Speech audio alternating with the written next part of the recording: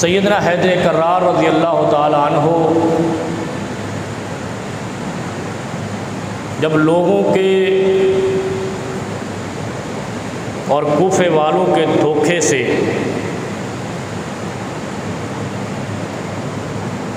تنگ آ گئے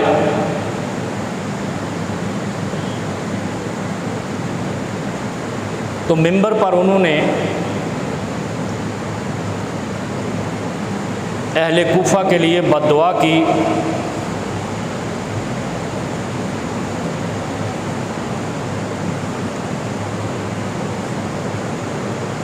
کوئی آدمی اس طرف نہیں سوچتا کہ آل رسول نے جن کے لیے بد دعا کی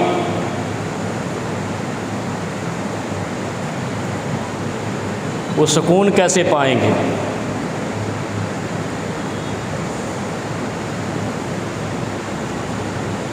بڑی چلائیے بند کر دیے بند ہی ہاں پانی نہیں ہونا. یہ بڑی اہم بات آج میں آپ کی سماعتوں کی نظر کرنے لگا ہوں، کیونکہ ہمارے ہاں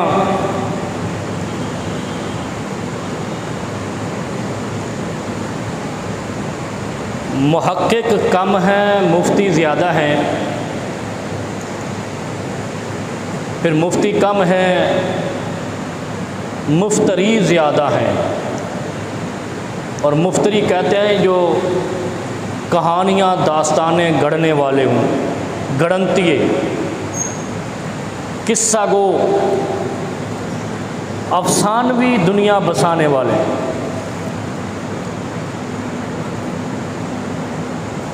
اہل کوفہ نے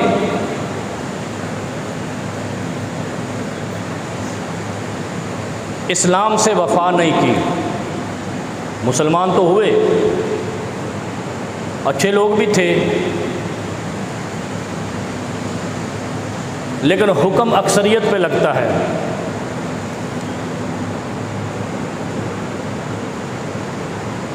اور یہ بڑی افسوسناک بات ہے کہ کسی کو یہ کہنا پڑے کہ ان لوگوں نے وفا نہیں کی.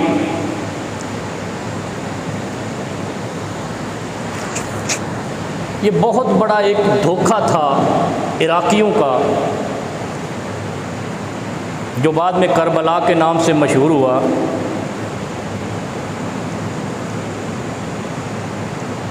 اور اس سارے دھوکے کی کہانی شیطان نے گھڑ کر شام پہ لگا دی، بنو امیہ پہ لگا دی. جیسے ہمارے ملک میں جو ہمیں پسند نہ ہو ہم کہتے ہیں را کا ایجنٹ ہے، آپ نے سنا ہوگا. اور پسند نہ ہو ہم امریکہ کا ایجنٹ بنا دیتے ہیں. ہم ان کوفیوں سے کم نہیں ہیں. میں یہ باتیں ابھی شروع میں اس لیے کر رہا ہوں کہ میں آگے جا کر آپ کو اس کا خلاصہ بتاؤں گا کہ نتیجے میں کیا ہوتا ہے. ہمارے ہاں نتیجہ نہیں بتاتے عموماً، وہ کہانی بتاتے ہیں. اور جس دن نتیجہ بتانا شروع کر دیا قبلہ درست ہو جائے گا. یہ چیخ رہا ہے، تھوڑی آواز کم کرو یار. یہ آج 1500 سال بعد بھی ہماری نفسیات یہ ہیں. اس کے اوپر اندر والے کی آواز کم کرو کہ ہمیں جو پسند نہیں ہے یا وہ را کا ایجنٹ ہے یا امریکہ کا ایجنٹ ہے. اور ہم نے ان لوگوں کو بس ٹھیک را کا ایجنٹ بنایا ہے جنہوں نے اپنا سب کچھ را سے جان چھڑانے کے لیے لٹایا ہے. ہندوستان کو چھوڑا، کیسے کیسے کاروبار چھوڑے، علاقے چھوڑے، خطے چھوڑے، اپنے آدھے خاندان بھی چھوڑ دیے ہندوستان میں پاکستان بسانے کے لیے، مسلم ملک بسانے کے لیے. ہم نے انہی کو اٹھا کے را کا ایجنٹ بنا دیا. کوفہ والوں نے کیا کیا تھا؟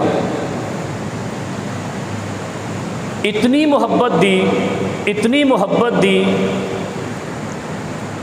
کہ سیدنا علی المرتضیٰ حیدر کرار رضی اللہ تعالی عنہ ان کی محبت کے جھانسے میں آ گئے. جیسے ہم ہندوستان چھوڑ کے آنے والے ان کے نعرے کے جھانسے میں آ گئے، اسلام نافذ ہوگا. اور جتنا اسلام کا جنازہ پاکستان میں نکلا اتنا ہندوستان میں بھی نہیں نکلا. وہاں اب جا کر مودی نے تشدد شروع کیا. پہلے تو آپ کا صدر 2 بار وہاں پہ صدر مسلمان بن گیا، ہندو کنٹری ہونے کے باوجود. ہمارا ایک چیف جسٹس ہندو بنا تو ہم نے آج تک وہ تماشا بنایا ہوا ہے. ہمیں کچھ ملتا ہی نہیں ہے. ہم ایسی کوفی قوم ہے پاکستانی. بس ہمارے پاس 2 چیزیں ہیں، یہ ذہن میں رکھنا. ایک مفتی ہیں جو فتویٰ لگاتے ہیں، یہ کافر ہو گیا. یا ہمارے پاس ایسے لوگ وفادار ہیں جو دوسرے کو غدار وطن ثابت کرنے پہ اپنی توانائیاں لگاتے ہیں. بس 2 چیزوں کی ہمارے ہاں منڈی میں کثرت ہے. ہم تو ایسے ہی ہیں، خام کا بھیڑ بکریاں ہیں.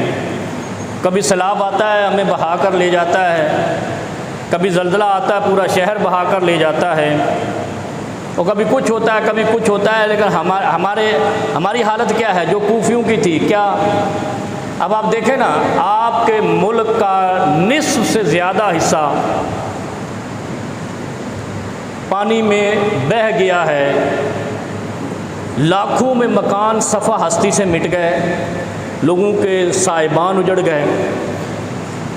1000 یا 1200 سے زیادہ ہلاکتیں ملی ہیں، باقی پانی میں ہیں. کتنا، یعنی آدھا ملک ہمارا غرق ہو چکا ہے. اور آپ کے حاکم کہاں ہیں؟ کوئی کینیڈا میں سیرگاہ دیکھ رہا ہے، کوئی کہیں پہ دیکھ رہا ہے، کوئی کہیں پہ گھوم رہا ہے، کوئی کچھ کر رہا ہے، کوئی کچھ کر رہا ہے. جو آپ کے حکمران ہیں. اہل کوفہ نے حضرت علی المرتضیٰ رضی اللہ عنہ کو کیا کہتے ہیں، پلکیں نچھاور کی کہ آپ ادھر آ جاؤ، یہاں سے مدینہ اور مکہ کا کنٹرول چلاؤ، کیپٹل بناؤ، ہمیں دارالخلافہ بناؤ. اس وقت کوئی جھگڑا نہیں تھا، کوئی معاملہ نہیں تھا. بنو امیہ ادھر شام کا ایک اونلی گورنر تھا، امیر المومنین نہیں تھا، نہ بنے ہیں وہ، نہ انہوں نے کبھی دعویٰ کیا ہے حضرت امیر معاویہ رضی اللہ عنہ کہ میں امیر المومنین ہوں. کسی فاسق مورخ نے بھی نہیں لکھا کہ حضرت امیر معاویہ نے کہا تھا میں امیر المومنین بننا چاہتا ہوں.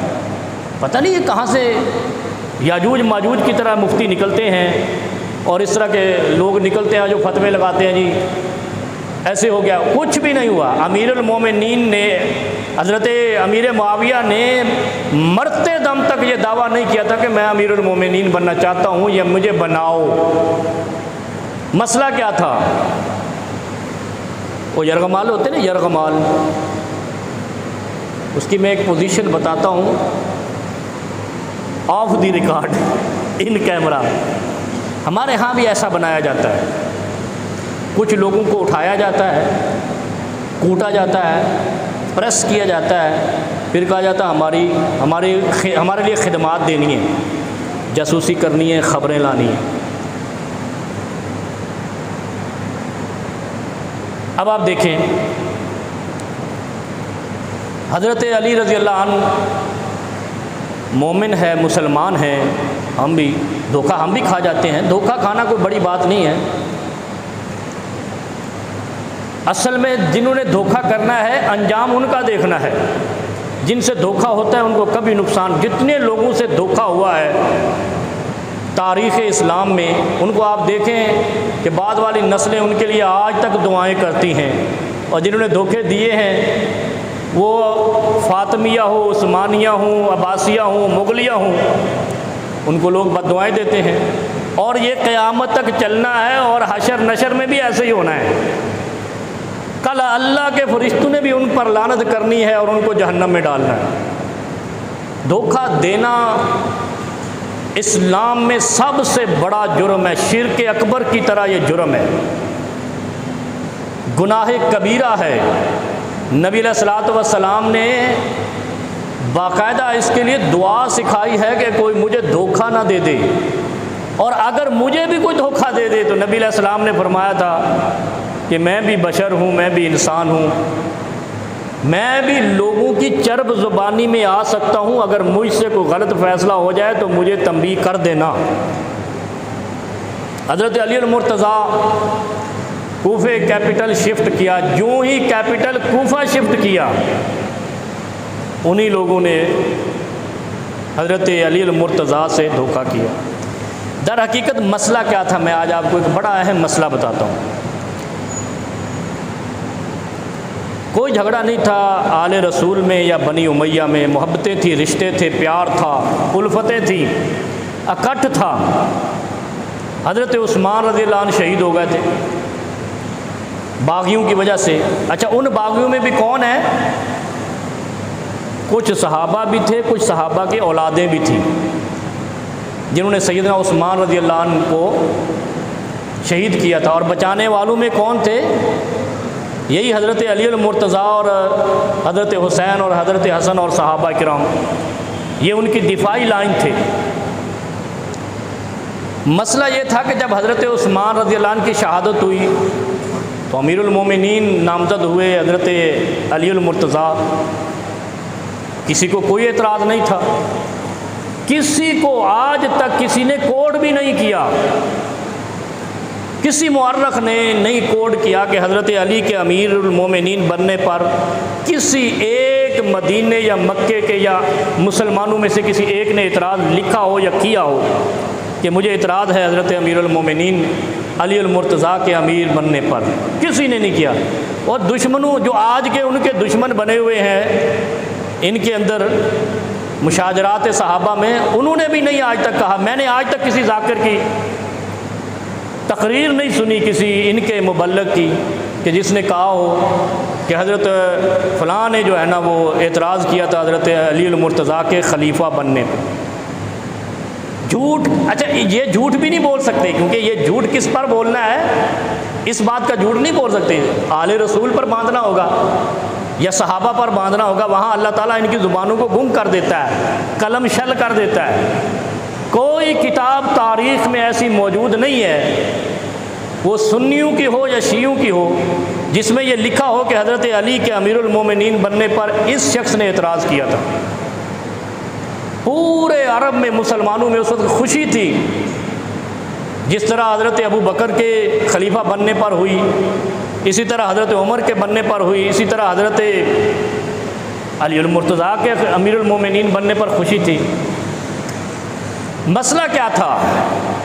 اسلام اور منافقت پہلے دن سے ساتھ ساتھ چلی ہے۔ کہاں سے؟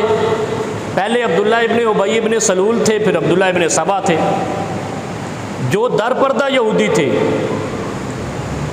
در پردہ جسے کہتے ہیں نا، خفیہ ایجنٹ تھے ان کے۔ عبداللہ ابن ابی ابن سلول نے رسول اللہ صلی اللہ علیہ وسلم کے ساتھ دھوکے بازی شروع کی، لیکن چونکہ بظاہر مسلمان بنتا تھا، ہم میں ہے نا کتنے لوگ ہیں بظاہر مسلمان ہیں، ہم پکے سکے، اور جتنا بڑا منافق ہوگا اتنا بڑا تقوی کا نمائشی ہوگا۔ میں نے یہ بھی نوٹ کیا، بچا کرو اس چیز سے، بات سیدھی کرو، قولوا قولا سدیدا، نہیں تو چپ رہو۔ حضرت علی المرتضیٰ جب ان کو ان منافقوں نے، کوفے کے منافقوں نے بہلا کر پھسلا کر محبتیں نچھاور کر کے کوفے بلا لیا، تو اگلے ہی دن ان کی آنکھیں پھر گئیں۔ جو کوفے میں عراقی تھے، عراقی مسلمان، اور آپ نے دیکھا ہوگا اگر عراق کی تاریخ پڑھے نا، عراقیوں پر کبھی سکون نہیں آیا، آج بھی کٹ رہے ہیں۔ صدر صدام نے سکون نہیں دیا تھا، کتنا ظالم تھا وہ، مسلمان بادشاہ تھا نا، حکمران تھا، لیکن سکون اس نے بھی نہیں۔ اس نے کہا جو بولے گا میرے خلاف گردن، بس۔ بہت لوگوں کو اس نے مارا۔ اس سے پہلے بھی تاریخ پڑھیں آپ، عراق کی تاریخ، یہ ہلاکو خان والی تاریخ ہے نا، ہلاکو خان اور جناب چنگیز خان اور یہ سارے خان، ایک آپ کے پاس بھی خان ہے،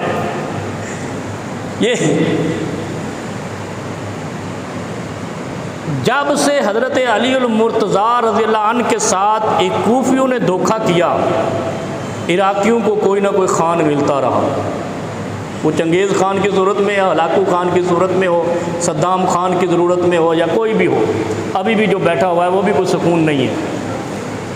اصل مسئلہ یہ ہے کہ عراق پہ یہ چیز کیوں آئی، غور کریں آپ، عراقیوں کے لیے یہ قیامت خیزی کیوں ہے؟ انہوں نے حضرت علی المرتضیٰ رضی اللہ عنہ کے ساتھ جو محبت میں معاہدہ کیا تھا اسے دھوکہ کیا،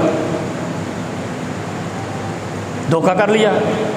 اب حضرت علی المرتضیٰ رضی اللہ عنہ جب ان کے دھوکے کو بھانپ گیا، اچھا اس دھوکے میں دو لڑائیاں بھی ہوئی جن کو جنگ صفین اور جمل کہتے ہیں۔ اچھا دوسری طرف آ جائیں، حضرت امیر معاویہ رضی اللہ عنہ یا بنو امیہ یا شام کے لوگ، کہاں عراق ہے کہاں شام ہے، اس زمانے میں تو بڑا سفر تھا۔ انہوں نے جو الزام یہ لگا رہے ہیں آج کل ان پر، شاید ان کے فرشتوں کو بھی خبر نہ ہو، بنو امیہ کے لوگوں کو ہم نے یہ کرنا تھا یا کیا تھا، صرف انہوں نے اتنا، اچھا انہوں نے یہ جو محبت دی تھی نا حضرت علی رضی اللہ عنہ کو مدینے سے ادھر کیپٹل لانے کی، دارالخلافہ لانے کی، وہ اس وجہ سے لی تھی کہ دشمنان عثمان پناہ گزین تھے عراق میں، قاتلین عثمان یہاں آ کر پناہ گزین ہوئے تھے، چھپ گئے تھے۔ اچھا جب وہ یہاں چھپ گئے، اب بن گئے حضرت علی المرتضیٰ خلیفہ، اور حضرت علی المرتضیٰ رضی اللہ عنہ وہ ہیں جن کے بیٹوں نے آل اولاد سمیت حضرت عثمان کا دفاع کیا تھا باغیوں سے۔ غور کریں آپ، حضرت علی المرتضیٰ اور حسنین کریمین فرنٹ لائن تھے، دفاعی لائن تھے حضرت عثمان رضی اللہ عنہ کی باغیوں کے خلاف۔ اب یہ خلیفہ بن گیا تو دشمن تو ڈرے گا نا، جب دشمن کا یار حکمران بن جائے نا تو پھر ڈرنا چاہیے۔ جو دشمن سمجھتے تھے نا حضرت عثمان رضی اللہ عنہ کو، ان کا یار حضرت علی وہ بن گیا خلیفہ بادشاہ، اب ان کے لیے تو اور لینے کے دینے پڑ گئے۔ اور پھر حضرت علی وہ جن کی بہادری کے، حضرت عثمان نرم مزاج تھے اور کوفی بڑے حرامی مزاج تھے۔ یہ باتیں نوٹ رکھنا، آگے جا کر آپ کو جب نتیجہ آئے گا آپ کے رونگٹے کھڑے ہو جائیں گے۔ آپ کو میں بتاؤں گا اسلام کے ساتھ ہوا کیا ہے، کیونکہ مجھے کبھی کبھی دل کرتا ہے کہ وہ چیز میں بتا جاؤں اور ریکارڈ ہو جائے۔ جو چیزیں ہم سینسر کرتے ہیں بتاتے نہیں ہیں، کیونکہ ادھر آتی ہے، اور کوئی مسلمان اس زمانے میں ایسا نہیں ہے جو اپنے گریبان میں جھانکے۔ ہمیں دوسرے سارے یہودی ایجنٹ لگتے ہیں، ہمیں دوسرے سارے کافر لگتے ہیں، اپنا گریبان تو ہمارا ہے ہی نہیں۔ گریبان کے بغیر پیدا ہوا پاکستانی مسلمان، وہ مولوی ہو یا غیر مولوی۔ جب ان کو پتہ چلا نا کہ یہ تو لینے کے دینے پڑ گئے، ہم نے تو حضرت عثمان سے جان چھڑائی، اس کا یار خلیفہ بن گیا، ہماری تو موت ہے، اب وہ تو بدلے لے گا، اور وہ ہے جو چھوڑتا نہیں کسی کو، جس نے صحابہ کے خلاف بات کی یا رسول اللہ صلی اللہ علیہ وسلم کے خلاف بات کی، ان لوگوں کا دو لوگوں نے پیچھا نہیں چھوڑا، ایک حضرت عمر اور ایک حضرت علی۔ انہوں نے کبھی دشمنان صحابہ ہوں یا دشمنان رسول ان پر نرمی نہیں دکھائی۔ اسی لیے تو جب بھی کوئی معاملہ پیش ہوتا نا تو حضرت عمر حضرت علی کو بلاتے، ہر معاملے میں حضرت علی سے حضرت عمر نے مشورہ کیا، اور ان دونوں کے مشورے سے مسلمانوں کی ریاست عرب کی سب سے بڑی، کیا دنیا کی سب سے بڑی سپر طاقت قائم ہوئی تھی۔ یہ چھوڑتے نہیں تھے دشمن کو۔ جب یہ پتہ چلا حضرت علی خلیفہ بن گیا، انہوں نے کہا بیڑا ہی غرق ہو گیا، اب اس کو کیسے پھنسانا ہے، اب اس کو بہکائیں۔ سادہ مسلمان تھے اس زمانے میں، سوشل میڈیا نہیں تھا، اس طرح کی زبانیں نہیں تھی جو آج ہیں، اس طرح کا سارا چکر نہیں تھا، جدید دور نہیں تھا۔ انہوں نے حضرت علی کو بہلا پھسلا کر اپنا یعنی اتنی محبت دلائی کہ ہم سے بڑا وفادار تجھے مدینے میں بھی نہیں ملے گا۔ انا للہ و انا الیہ راجعون۔ کوفہ لے گئے، کوفے میں جاتے ہی انہوں نے جب حضرت علی خلیفہ بنے نا تو شام والوں نے، جو شام کے گورنر تھے، سارے گورنروں نے بیعت کر لی۔ انہوں نے کہا میں بھی بیعت کرتا ہوں۔ حضرت امیر معاویہ نے باقاعدہ کہا ہے، جو لکھا ہوا ہے، جو انہوں نے لکھا ہے، جو مورخ نے لکھا ہے وہ بھی پڑھتے ہیں، لیکن تھوڑا سا سینسر وہ بھی کرتے ہیں۔ ان کا ذاکر کہتا ہے نا لاہور والا، وہ کیا اس کے ادارے کا نام ہے، وہ بھی کہتا ہے کہ شیعوں نے بہت ساری چیزیں سینسر کی ہیں، اور کھل کے کہتا ہے کہ قاتلین حسین شیعہ ہیں، شیعان علی نے حضرت حسین کو شہید کیا، کھل کے کہتا ہے وہ، اس کا ویڈیو کلپ موجود ہے۔ اور کسی کی تو اور جب بات سچی آ جائے نا تو بعض جس کے اندر ایمان ہوگا سچ کہہ جائے گا، جس کے اندر مال کی لالچ ہوگی سچ چھپائے گا، سینسر کرے گا سچ کو۔ وہ تبھی تو وہ کہتا ہے کہ 15 لاکھ 20 لاکھ ان کو دوسرے مسلک میں بھونکنے کا ملتا ہے، سیدھے لفظوں میں کہتا ہے وہ، ہر ادھر ہو یا ادھر ہو، جو مولوی زیادہ دوسرے مسلک کو گالیاں نکالے گا اس کی ٹکٹ مہنگی۔ یہ ہمارا اسلام یہاں رہ گیا ہے۔ جب حضرت علی خلیفہ بن گئے، کوفے والوں نے بہلا کر یہاں لے آیا، تو حضرت جو امیر معاویہ تھے نا شام کے، ایک صوبے کے گورنر، کہاں ایک صوبے کا گورنر، کہاں ایک ریاست کا بادشاہ، اس صوبے کے گورنر نے کہا کہ حضرت ایک عرض کرتا ہوں، یہ جو قاتلین عثمان ہیں یہ کوفے میں چھپے ہوئے ہیں۔ کہاں چھپے ہوئے ہیں؟ یہ کوفے میں چھپے ہوئے ہیں، ذرا یہ تو پکڑ دو، یا ان کو جیل کر دو، یا ان کو سزا دے دو، کیونکہ اس زمانے میں آپ کی جیلیں نہیں تھی کہ بندہ قتل کر دو 20 سال جیل پھر رہا، نہیں، انہیں تڑک پھڑک تھی، جو قاتل ڈکلیئر ہوا اس کی بھی گردن اڑا دی، قصاص یا دیت، دو ہی چیزیں تھیں، یا پھر مقتول کے ورثہ معاف کر دیں۔ حضرت امیر معاویہ کا صرف ایک 1 پوائنٹ ایجنڈا تھا، آپ سوچیں ذرا کہ ہم نے کیا کہانیاں بنا رکھی ہیں ایک جملے پہ۔ حضرت امیر معاویہ نے حضرت علی رضی اللہ عنہ خلیفہ بنتے ہی کہا کہ حضرت ایک مطالبہ ہماری طرف سے ہے کہ جن لوگوں نے حضرت عثمان رضی اللہ عنہ کو شہید کیا ہے نا، یہ کوفے میں بیٹھے ہیں، آپ کو یہاں کے کچھ لوگ کوفے لے آئے ہیں، آپ ایک فیصلہ کریں، فوراً ان کو پکڑ کے حوالات کر دیں، ان پر سزا نافذ کر دیں، ان سے تفتیش کریں کہ قاتلین عثمان ہیں یہاں پر۔ اب وہ جو لے کر آئے تھے وہ وہی لوگ تھے جو قاتلین عثمان میں شریک تھے، شریک مجرم تھے۔ انہوں نے کہا یہ تو ہمارے گلے میں آ گئی کہانی، ہم تو لائے تھے کہ ہمیں شیلٹر ملے گا علی کے ذریعے۔ اب حضرت علی جو ہے وہ تو عثمان کا یار ہے، اور جس کو حضرت عثمان نے گورنر لگایا ہے شام کا، اس گورنر نے مطالبہ کر دیا ہے کہ عثمان کے قاتل ادھر بیٹھے ہیں۔ اب قاتلوں کو پکڑنے کی بجائے انہوں نے کہانیاں شروع کر دی، آئے ہائے ہائے ہائے، ادھر سے سارا اسلام تتر بتر ہو گیا۔ کیا مسئلہ ہوا؟ معاہدے کی خلاف ورزی کی۔ حضرت علی نے کہا کہ بھائی مجھے یہ لیٹر آیا ہے کہ یہاں یہ قاتلین عثمان بیٹھے ہیں، یہ پکڑ کر حوالات کرو یا ہمارے حوالے کرو۔ لیکن یہ جملہ میرا زیادہ ہو گیا کہ ہمارے حوالے، حضرت امیر معاویہ نے یہ مطالبہ نہیں کیا کہ ہمارے حوالے کرو، انہوں نے کہا تھا ان کو پکڑو، ان کو پکڑو اور سزا دو۔ ایک وزیر اعلیٰ کیا کہہ سکتا ہے؟ گورنر صوبے کا کیا کہہ سکتا ہے حکومت پاکستان سے؟ یہی کہہ سکتا ہے کہ ہمارا مجرم تمہارے صوبے میں بیٹھا ہے پناہ لے کے، اس کو پکڑو یا ہمارے حوالے کرو یا سزا دے دو، یہی ہو سکتا ہے۔ امیر معاویہ کا یہ 1 پوائنٹ ایجنڈا تھا، اس نے کہا ان کو پکڑو، یہ واضح موجود ہیں۔ اب وہ نہیں پکڑے گئے، انہوں نے اور اچھا انہوں نے کیا کیا؟ دیکھو یار کیسے منافق نکلتے ہیں۔ شاہ جی غور کرنا ذرا، جو علی پہ جان فدا کرتے تھے وہ علی کے دشمن ہو گئے۔ کس بات پہ؟ کہ عثمان کے قاتل کیوں مانگ رہے ہو؟ ذرا غور کرو، یہ ہمارے ساتھ، یعنی وہ کہتے ہیں نا وہ اسلام زندہ ہوتا ہے ہر کربلا کے بعد۔ اتنا بڑا جاہلانہ جملہ دنیا میں کبھی ہوا ہی نہیں، کوئی شاعر ایسا پیدا ہوا ہی نہیں، اتنا خبیث ترین جملہ۔ اسلام زندہ ہوتا ہے کربلا، اچھا زندہ ہو رہا ہے اسلام؟ کربلا جب سے آئی ہے تو پورا اسلام کرب میں ہے، پورا اسلام اضطراب میں ہے، پورا اسلام انتشار میں ہے۔ کیوں انتشار میں ہے؟ کیوں کرب میں ہے؟ ایسے اس شاعر نے اتنا بڑا ظلم کیا ہے اسلام کے ساتھ، وہ اسلام مردہ ہو گیا کربلا کے بعد، آل رسول مار دی تم نے، تو زندہ کیسے ہو گیا؟ آل رسول اور رسول اللہ صلی اللہ علیہ وسلم تو اسلام لے کر آئے. جب تم نے رسول کے آل کی کونچیں کاٹ دی، جیسے صالح علیہ السلام کی قوم نے اونٹنی کی کونچیں کاٹی تھی، تو اللہ نے کیا کیا؟ ساری قوم تباہ کر دی، اوپر پہاڑ گرا دیا تھا صالح علیہ السلام کی قوم پہ. پوری قوم اکٹھی کروائی اور پھر اوپر پہاڑ گرا دیا. مدائن صالح آج بھی موجود ہیں. کس وجہ سے؟ ہائے ہائے ہائے ہائے، اور نبی کی اونٹنی کی کونچیں کاٹی تھی، پاؤں کاٹے تھے. ذرا غور کرو یارو. ہم کہتے ہیں کوفے والے مسلمان ہیں، امام ابو حنیفہ رحمہ اللہ نے بڑا کام کیا، بیڑا غرق کر دیا اسلام کا. یار آیا نا نتیجے پہ. میں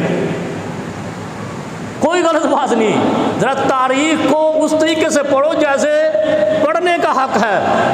کیوں دھوکہ دیتے ہو اپنے آپ کو بھی، قوم کو بھی، ملت کو بھی، اسلام کو بھی؟ کیا ملے گا؟ یہی گردنیں جب سانس نکلے گا نا، وہاں جا کے پوچھا جائے گا کیا بولا تھا جھوٹ میرے علی پہ، کیا بولا تھا جھوٹ میرے محبوب خدا مصطفیٰ پہ، کیا بولا تھا جھوٹ حسنین کے لاشوں پہ تم نے جھوٹ بولا؟ وہ ظلم کی کوئی انتہا ہے؟ اسلام کا بیڑا غرق ہوا ہے ہر کربلا کے بعد. اسلام منتشر ہوا ہے کربلا کے بعد. اسلام مضطرب ہوا ہے کربلا کے بعد. اسلام مر چکا ہے کربلا کے بعد. کیوں؟ جنہوں نے اسلام لایا تھا ان کو تم نے مارا. اور آج پیٹتے ہو سینے. کیوں پیٹتے ہیں؟ پیٹنے چاہیے اللہ کے بندو، پیٹنے چاہیے. دعا کیا کرو اللہ ان کی آنے والی نسلوں کو اس سے زیادہ پیٹنے کی توفیق عطا فرما. کیوں؟ آل رسول کی بد دعا ہے، آل رسول کی بد دعا ہے، حسنین کی بد دعا ہے، علی المرتضیٰ کی اس منبر سے بد دعا ہے. کہا ہے اللہ اس قوم نے میرے ساتھ دھوکہ کیا ہے، یا اس قوم کو اٹھا لے یا مجھے اٹھا لے. یہ بد دعا کی تھی عراق کے منبر پہ، کوفے کے منبر پہ. جب حضرت علی کو پتہ چلا نا کہ مسئلہ کچھ بھی نہیں ہے، 2 دفعہ مجھے لڑا دیا گیا. اچھا لڑنے والے بھی علی نہیں تھے. اگر علی لڑتے جنگ صفین میں، جمل میں، تو شام کا کوئی بچتا؟ وہ علی نے تو خیبر مار دوڑ کر جو سب تباہ کر دیا تھا، جہاں یہودی پوری سپر طاقت بنے بیٹھے تھے، تو شام کا کیا بچتا اگر علی میدان میں آتے؟ یہ بھی جھوٹ ہے، آج کلیئر کر لو. علی نہیں لڑے شام والوں سے، امیر معاویہ سے. کوئی ایک بھی مسئلہ ایسا نہیں ہے. بلکہ مدینے سے صحابہ گئے تھے، ادھر بھی جا کر منایا بس کرو، ادھر بھی جا کر کہا بس کرو. ہم الٹی تاریخ کو کوڈ کرتے رہتے ہیں. علی میدان میں ہوتا، داماد رسول ہوتا، اور پھر شیر خدا ہوتا، اور شام کے اوپر چڑھائی کرتا، اور شام والے بچ جاتے، تو پھر ہمارا ایمان نہیں ہے. اس کا مطلب ہے علی نے تلوار نہیں اٹھائی تھی، انہوں نے اٹھائی تھی جو علی کو عراق لے کر آئے تھے. کیوں اٹھائی تھی؟ اس لیے کہ شام والوں نے، امیر معاویہ نے کہا تھا عثمان کے قاتل یہ بیٹھے، عثمان کے قاتل کوفے میں بیٹھے ہیں. پھر علی نے جب بد دعا کی نا، یہ بد دعا میں آپ کو بتاؤں، ملا باقر مجلسی بھی لے کر آیا ہے، اور ملا سنی بھی لے کر آیا ہے، وہابی بھی لے کر آیا. یہ علی کی بد دعا جا کر پڑھو سیدنا علی المرتضیٰ کی زندگی کے حالات، نہج البلاغہ پڑھ لو جس کو زیادہ کوڈ کیا جاتا ہے. یہ بد دعا موجود ہے کہ علی المرتضیٰ نے جمعے کے خطبے کے دوران منبر پہ کھڑے ہو کر ہاتھ اٹھائے تھے اپنے کندھوں سے اوپر. کہتا ہے اللہ اس قوم نے میرے ساتھ دھوکہ کیا ہے، یا اس کو اٹھا لے یا مجھے اٹھا لے. پھر اس کے چند دن بعد حضرت علی المرتضیٰ رضی اللہ عنہ اللہ کو پیارے ہو گئے تھے. اور وہ قوم کون سی تھی؟ جس قوم پر اللہ نے پھر چنگیز اور ہلاکو مسلط کیے تھے. بغداد تاراج کر دیا تھا. پھر حضرت علی رضی اللہ عنہ کا جب آخری وقت آیا نا، موت کے قریب پہنچے، انہوں نے ایک دعا کی. بلکہ دعا کیا کی؟ انہوں نے ایک بات کی تھی. وہ بات آپ کو بتاتا ہوں، پھر بات ختم کرتے ہیں. آپ بولیں گے دنیا سیلاب میں ڈوب رہی ہے، ملک غرق ہو رہا ہے، مولوی صاحب کہاں پہنچ گئے کربلا میں. وہ تھوڑا تاریخ کو بھی سیدھا کر لینا. تکلیف ہوتی ہے جب کوئی آدمی سوال کرتا ہے تو پھر اس کا جواب نہ دیا جائے. حضرت علی المرتضیٰ رضی اللہ عنہ کا جب آخری وقت آیا نا تو انہوں نے آہ بھری، آہ کہا، آہ قلت الزاد و طول الطریق و بعد السفر. افسوس ہے، زاد راہ کم ہے، سفر لمبا ہے، منزل دور ہے، طویل ہے. پھر حضرت ابو ہریرہ رضی اللہ عنہ یہ رونے لگ گئے. 2 جملے بتا دوں آخر میں. جب موت کا قریب آیا نا وقت، بیمار ہوئے، رونے لگ گئے. لوگوں نے کہا ہے ابو ہریرہ رو رہے ہو؟ آپ کی نیکیوں کے تو شمار ہی نہیں ہے. سب سے بڑے راوی حدیث ہے نا، فرمان مصطفیٰ صلی اللہ علیہ وسلم کے سب سے بڑے راوی ہے. آپ کی روایتوں کا تو حد ہی نہیں ہے جتنا آپ نے رسول اللہ صلی اللہ علیہ وسلم کے سنت کی خدمت کی ہے. کہا میں اس لیے نہیں رو رہا، میں اس لیے رو رہا ہوں. انہوں نے بھی یہی جملہ ادا کیا، میں اس لیے رو رہا ہوں کہ سفر لمبا ہے، زاد راہ کم ہے. اچھا، زاد راہ کی مثال میں آپ کو دیتا ہوں. ہم نے سفر کرنا ہو نا، کوئی بھی ادھر جانا ہو یا ادھر جانا ہو، تو ہم کیا کرتے ہیں؟ بریانی لے لیتے ہیں، قورمہ لے لیتے ہیں، چھتری لے لیتے ہیں، گاڑی ٹائٹ کروا لیتے ہیں، اور بہت ساری چیزیں ساتھ رکھ لیتے ہیں، کھانا رکھ لیتے ہیں، اور بھی بہت سارے کپڑے اضافی رکھ لیتے ہیں. کیا کرتے ہیں؟ یہ سفر لمبا ہے، کچھ بھی ہو سکتا ہے راستے میں، بچوں کے کپڑے بدلیں گے، اپنے کھانے وانے کھائیں گے، سب کچھ کریں گے، تیاری کرتے ہیں تاکہ سفر پہ جانا ہے. یہ ہے زاد راہ. ہمارا زاد راہ کیا ہے؟ حضرت ابو ہریرہ کے پاس یہ چیزیں نہیں تھی، سب چیزیں تھی، کھانا بھی کھایا تھا، دوائیاں بھی کھائی تھی، سب چیز تھی. زاد راہ یہ تھا کہ نمازیں پوری ہیں یا نہیں ہیں، روزے پورے ہیں یا نہیں ہیں، زکوٰۃ صدقات پورے ہیں یا نہیں ہیں، اعمال تلاوت پورے ہیں یا نہیں ہیں. یہ چیزیں اگر پوری نہیں ہیں تو سفر تو لمبا ہے اگلا. وَمَا الْحَيَاةُ الدُّنْيَا إِلَّا مَتَاعُ الْغُرُورِ. یہ تو دھوکے کا سفر تھا. پگڈنڈی بھول گئی، راستہ بھول گئے تو جہنم. اور اگر ہمارے پاس زاد راہ پوری ہے، ہر چیز جس طرح اس سفر پہ جاتے ہوئے ہم ہر اینگل سے اپنے آپ کو تیار کرتے ہیں. کتنا پہلے تیاری کرتے ہیں. جب مزدور یہاں آتے ہیں اور چھٹی کر کے جاتے ہیں تو پہلے مہینہ تیاری کر رہے ہوتے ہیں، یہ چیز لینی ہے، وہ چیز لینی ہے، سفر تیار کرنا ہے، کپڑے لینے ہیں، بچوں کے لینے ہیں، جوتا لینا ہے، گاؤں جانا ہے. یہ گاؤں کی تیاری اتنی محنت لگاتی ہے.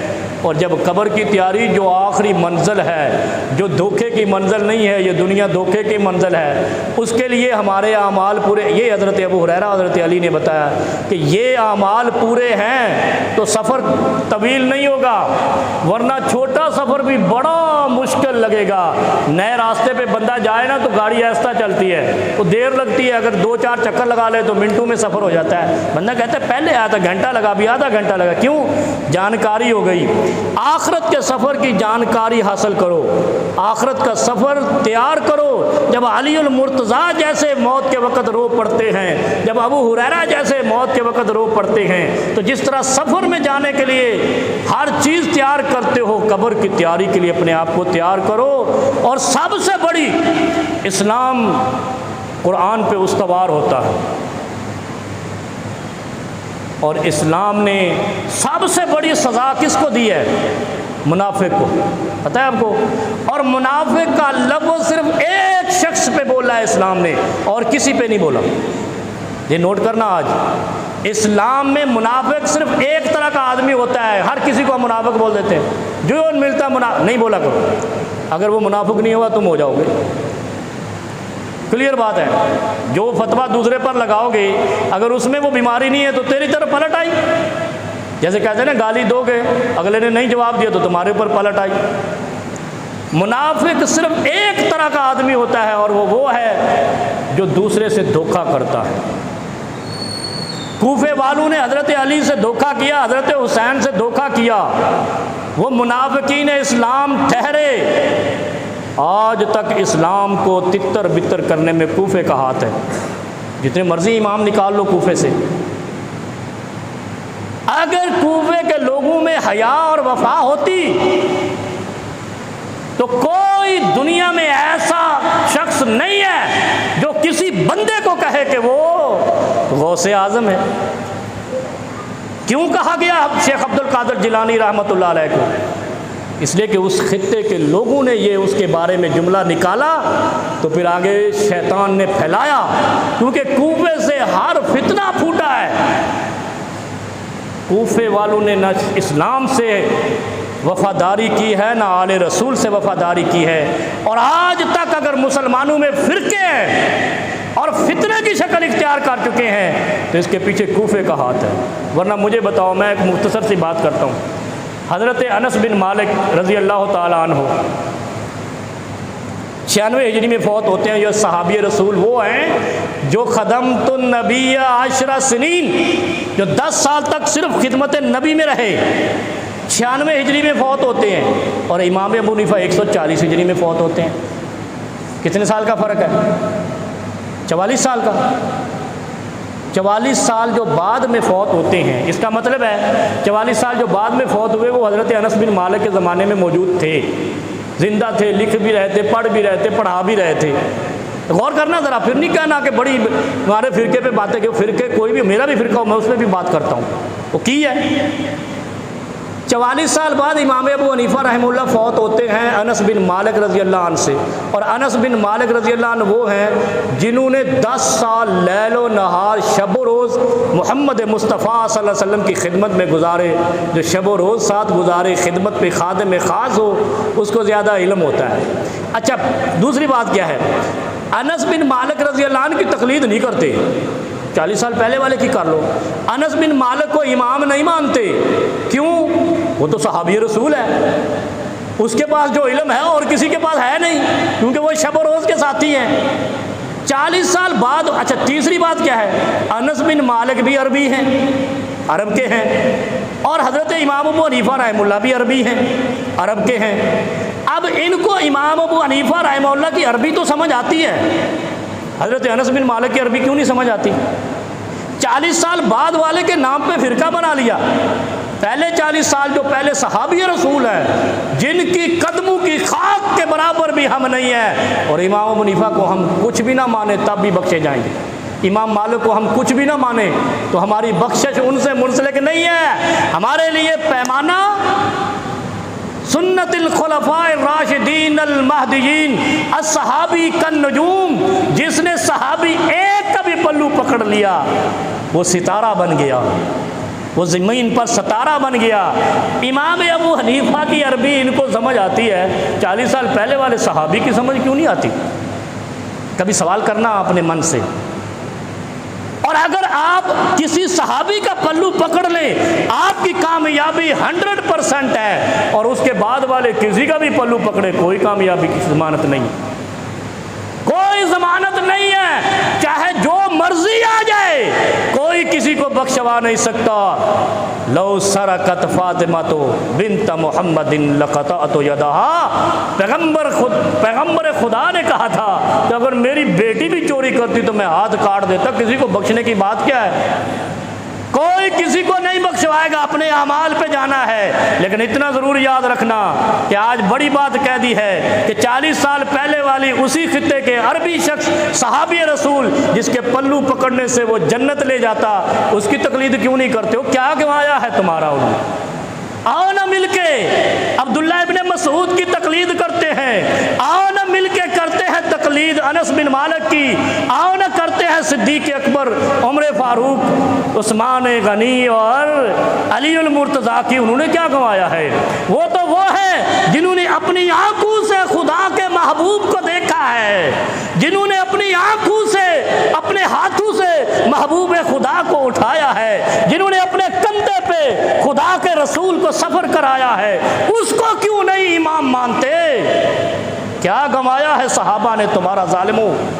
کچھ تو حیا کرو، اس لیے نہیں کرتے ہو کہ تمہارا منہج کوفے سے ملتا ہے، اور کوفے کو بد دعا ہے فاطمہ بنت محمد صلی اللہ علیہ وسلم کی، کوفے کو بد دعا ہے علی المرتضیٰ کی، کوفے کو بد دعا ہے حسنین کریمین کی، اور کوفے کو بد دعا ہے صحابہ رسول کی، کوفے کو بد دعا ہے آل رسول کی۔ کوفے میں کبھی وفا نہیں آئے گی۔ کوفے نے اسلام کو برباد کیا ہے، تباہ کیا ہے، مردار کیا ہے، منتشر کیا ہے، مضطرب کیا ہے۔ کوفے کی تقلید چھوڑ دو، مصطفیٰ کی اتباع پہ آ جاؤ۔ اتبعونی یحببکم اللہ، اتبعونی یحببکم اللہ۔ اللہ قرآن میں کہتا ہے میرے مصطفیٰ کی اتباع کرو، میں تم سے محبت کروں گا۔ گارنٹی ختم، مجھ سے آگے کسی کی گارنٹی نہیں ہے۔ کوئی مجھے پیر مانے وہ جہنمی ہو جائے گا، کوئی مجھے پیشوا مانے، امام مانے، شریعت بنانے والا مانے، شریعت سمجھانے والا اس طریقے سے مانے جیسے انس بن مالک تھے، وہ جہنمی ہوگا۔ مجھ سے صرف سوال کر سکتے ہو، جواب دے سکتا ہوں۔ عقل اللہ نے جو مجھے دی ہے وہ آپ کو بھی دی ہے، ہو سکتا ہے مجھ سے زیادہ دی ہو، مجھ سے زیادہ مال کمانے کا طریقہ جانتے ہو تم۔ اس لیے تقلید شریعت میں ہے ہی نہیں، اتباع ہے جو قرآن نے اتاری ہے، رسول اللہ صلی اللہ علیہ وسلم کے فرمان نے اتاری ہے۔ اس لیے عراقیوں کو بد دعا ہے، کوفیوں کو بد دعا ہے علی المرتضیٰ کی۔ کوفے والوں سے جو بھی مذہب نکلے، جو بھی مسلک نکلے، جو بھی فرقہ نکلے، وہ بد دعایا ہوا ہے۔ آل رسول کا اس کی اتباع نہ کرو، ورنہ کل کو اگر حشر میں پیش ہوئے اور علی دوسری طرف ہوئے اور تم دوسری طرف ہوئے، بتاؤ علی کی بخشش لازمی ہے یا ادھر سے بخشش لازمی ہے؟ کیا جواب دو گے؟ سوچنا کبھی یہ جملہ کہ کل حشر کا میدان ہوگا، علی المرتضیٰ کھڑے ہوں گے، کہیں گے ان عراقیوں نے میرے ساتھ دھوکہ کیا، میں نے ان کے لیے بد دعا کیا، اللہ یا ان کو اٹھا لے یا مجھے اٹھا لے، آج تو نے انصاف کرنا ہے، یہ حشر میں کھڑے ہیں۔ بتاؤ اگر تم مسلک کے کوفہ مانتے ہوئے وہاں حشر میں کھڑے ہوئے تو علی پکڑ کے کہاں بھیجے گا تمہیں؟ وآخر دعوانا